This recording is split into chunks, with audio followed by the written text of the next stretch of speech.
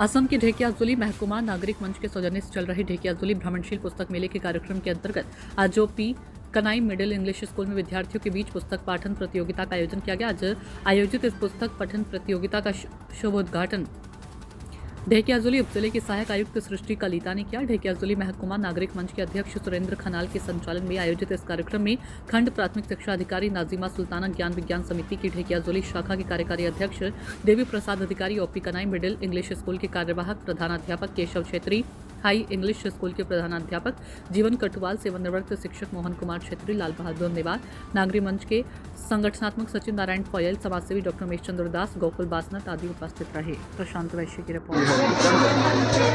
प्रथमते मैं आपलोकर चेनेलলৈ धन्यवाद जनाइছোঁ। আজিৰ এই যোনটো অনুষ্ঠান ইয়াত এই বিদ্যালয়ত পতা হৈছে এটা ভাল অনুষ্ঠান পতা হৈছে, কাৰণ ছাত্ৰ ছাত্ৰীসকল আজিকালি দেখা গৈছে যে কিতাপ পঢ়াৰ অভ্যাসটো বহুত কমি গৈছে। গতিকে এই যোনটো পদক্ষেপ হাতত লোৱা হৈছে নাগৰিক মঞ্চই, এই নাগৰিক মঞ্চৰ এই পদক্ষেপটোৱে আমাৰ ছাত্ৰ ছাত্ৰীসকলক বহুত উপকৃত কৰিব। ছাত্ৰ ছাত্ৰীসকলে কিতাপ পঢ়িবলৈ আগ্ৰহী হ'ব।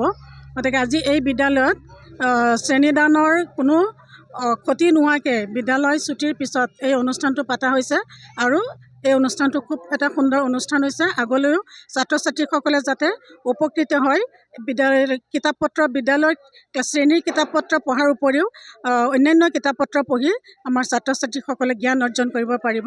গতিকে খুব ভাল লাগিছে, ভাল পাইছোঁ, আৰু আগলৈ এই অনুষ্ঠানটি এনেকৈ চলি থাকক, বিভিন্ন বিদ্যালয়তো হওক, তাকে মই কামনা কৰিছোঁ।